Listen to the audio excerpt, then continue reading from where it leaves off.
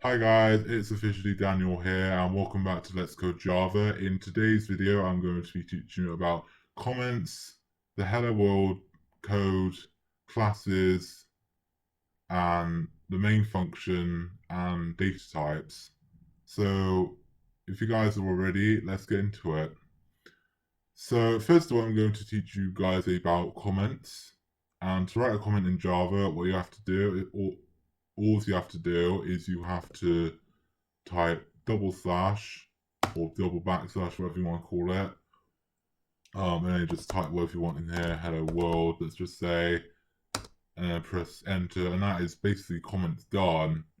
Now, if you want to write a multi-line comment, all you have to do is put a star inside of the backslash, then type whatever you want in here. I like to type a space and an asterisk just because of common convention. And then just type whatever you want inside of here. And then if you type a star, most IDEs, including this one, Visual Studio Code is what I'm using, will just put another star for you. But whenever you're ready to close off the comments, I'll just type in another line, just so you can see it. It's a multi-line comment. You just have to type another backslash inside of there, and then that's basically comments done. So that's comments. The next thing I should probably tell you guys about is classes, because that's probably probably the most important thing to know in Java is probably classes.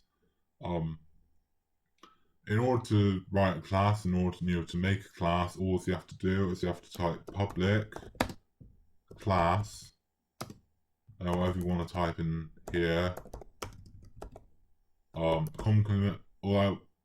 What I would say is that common convention, usually the classes start with a capital letter, but you can put whatever you want inside of here. All you got to remember is that this class name will be what you write, will be the first thing that you type when you try and run your program in the console. So for example, if you open up the Windows command prompt and you want to run this program, what you type is you type hello world, and then let's just say hello world hi, for example, would be if you wanted hi to be the argument.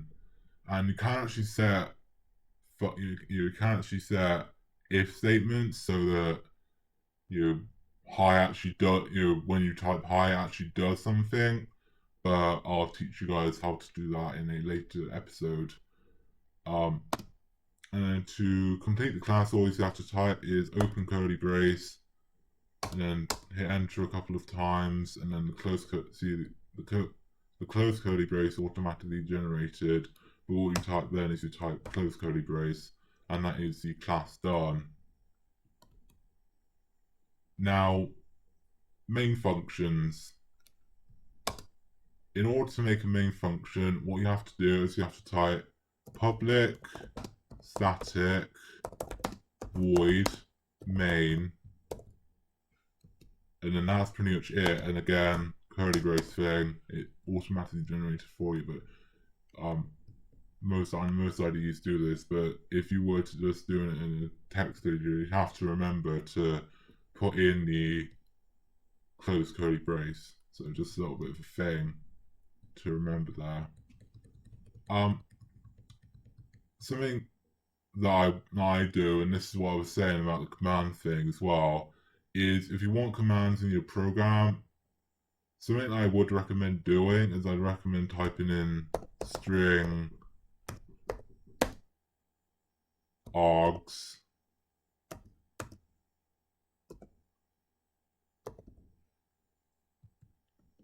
and then the two square curly braces. Is that pretty much enables you to have pretty much infinite up to the point where the CPU can allow arguments in your program. So you're required or not, that's something that I would recommend every developer put in their main function is your string args. Just because it makes it so much easier. Then that your program's going to run and everything. So yeah. However, this main function actually won't do anything, even if we do type. And this is where I introduce you guys to IO. I'll introduce you guys more to IO in probably the next episode or two. But in order to do IO, all you have to type is system.out.println, and then just type whatever you want in here, just hello world, and then once again semicolon. However, even if we were to run this, even if we were to run hello world, that wouldn't actually run because the main function is outside of the class, and it's the class that actually runs. It's the class that the code runs. The code runs first instead of the public static void main. So to fix this, what we have to do is we have to highlight all of this, and then we have to copy it, cut out the program just by pressing backspace, and then all you have to do is you have to paste it inside of the program. And common convention, you might want to delete that blank line between the two closing curly braces, unless I'm pressing control. There we go. And unless you had something going in there. So for example, say like another, it's a variable or something like that. You're probably going to want to delete the blank line in between the two closing curly braces. However, we are going to have something going in there because next of all, I want to teach you about data types. Now, data types are pretty basic. Let's think about it. They're in nearly every programming language, if not all programming languages, and they consist of integers, so int, byte, short, long, in no particular order, and then there's floats and doubles. You also have booleans, and you also have strings. And strings are actually quite interesting because, and I'll show you how to use them all in a minute. Because to use a string, what you have to do is you have to import a library, and again, I'll teach you about importing in the next episode or two. But to use the string, string actually isn't included in the core set of data types in Java. What you actually have to do is you actually have to import java.io.string, and then don't forget the semicolon at the end. And now we'll be able to use strings in our program. And now we know what each of the data types. Now we know what each of the data types does. I mean, I'm pretty certain that you guys know what an int does, what a byte does, and what they store and all that kind of stuff. But for those of you that don't, and just as a little bit of a reminder for everyone, really, let me just go through all the data types real quick. So first of all, we have the byte data type, which is an integer data type, an 8-bit integer data type. So just 8-bit equals, and then it can have a maximum value of 127 and then a min of minus 128. So just keep that in mind. They do have their limits. Next up from that is short, which is 16-bit.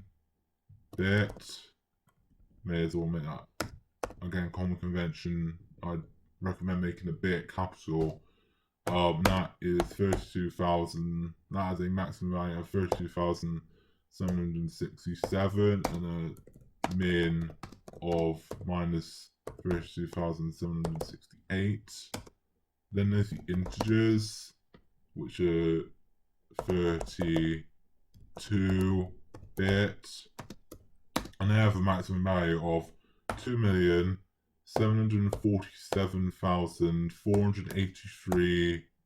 2,747,483,647, and a maximum of, and a minimum, sorry, of minus 2,747,483, 2,747,483,648 is the minimum for a integer. And then there's longs, which are really big, really big, and they're 64 bits, and they have a maximum value of, is so big. I have a maximum value of 9 long dot. No, you can't. I'm pretty sure you can't do that. They have a maximum value of a lot, so that's just something. I may as well, because I actually can't remember what the maximum long value is. I used to know it, don't worry, but because it's so big, like it's something like 9 quadrillion and something. I may as well take this opportunity to show you that you can actually have uninitialized uninitialized data types. I know that's probably pretty obvious, but just for those of you that didn't know that, you can actually have uninitialized data types, and I'm going to use the long data type to seize the opportunity to tell you guys that. Now I've got all the integers out of the way, we also have the Boolean Boolean data type, which usually starts with is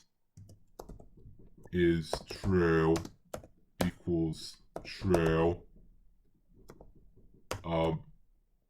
And that's really what you can take a Boolean, is true or false. You can also emulate a Boolean if you don't want to use up a Boolean by doing a byte, and just making a value of either 0 for false or 1 for true. But I personally wouldn't recommend doing that, as there is actually the Boolean data type. So yeah. Then there's a char data type, which is just a my fave. Let's just show you this here. My fave car equals, it's literally just one character. So my fave character equals A, for example, is the way to use characters. And then of course, like I said before, the strings, which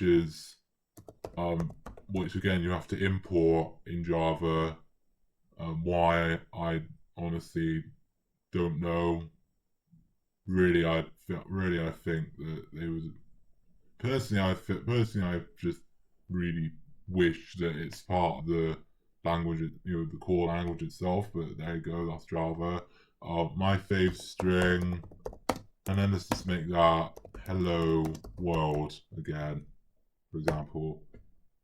And so those are all the basic data types that you guys will need to use. And with that, the recording's getting pretty long, so I think I'm going to leave it there. Thank you guys so much for watching. Please be sure to rate, subscribe, and comment, and ring that bell to turn on bell notifications so you guys never miss a video. And with that, I will see you guys later. Bye!